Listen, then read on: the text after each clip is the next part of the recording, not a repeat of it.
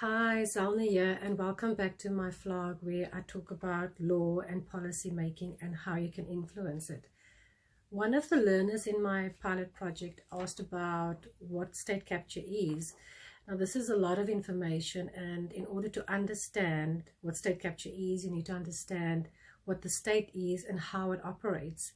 So in this video, I will look at what the state is and how it operates, and in the next video, I will look at what state capture is and how it can come about. So a state is commonly referred to as a country and is characterized by four ideas. The first is sovereignty, territory, population, and government.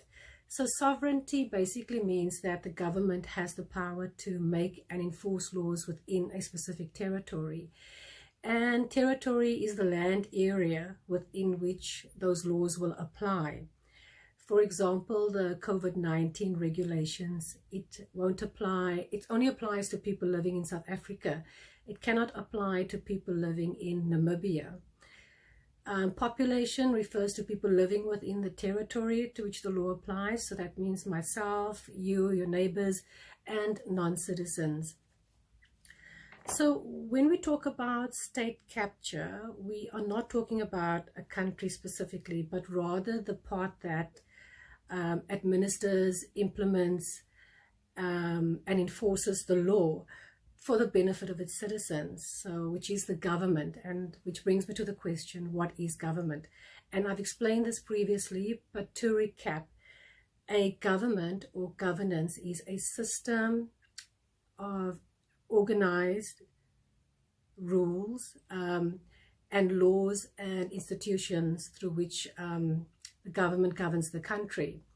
In South Africa, we have a democratic government, which means that we elect political representatives every few years to represent us in government.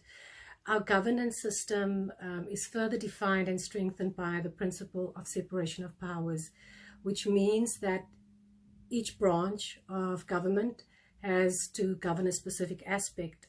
So we have the three, which is firstly the legislature, which makes and implements laws, which makes the laws and oversees executive functions. And then we have the executive government that implements the laws made by Parliament and also creates policies. And we have the judiciary that enforces the law. So for example, if you commit a crime, you will be sentenced to jail.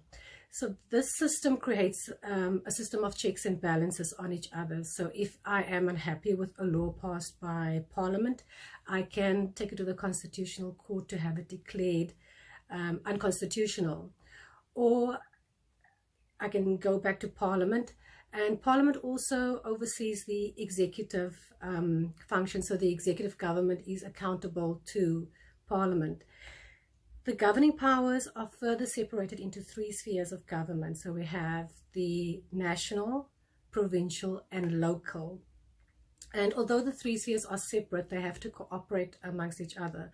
The Constitution will set out what each sphere should do. So the local, national, and provincial, they will get their mandate from the Constitution. So crime, for example, it falls within both a national and provincial competence.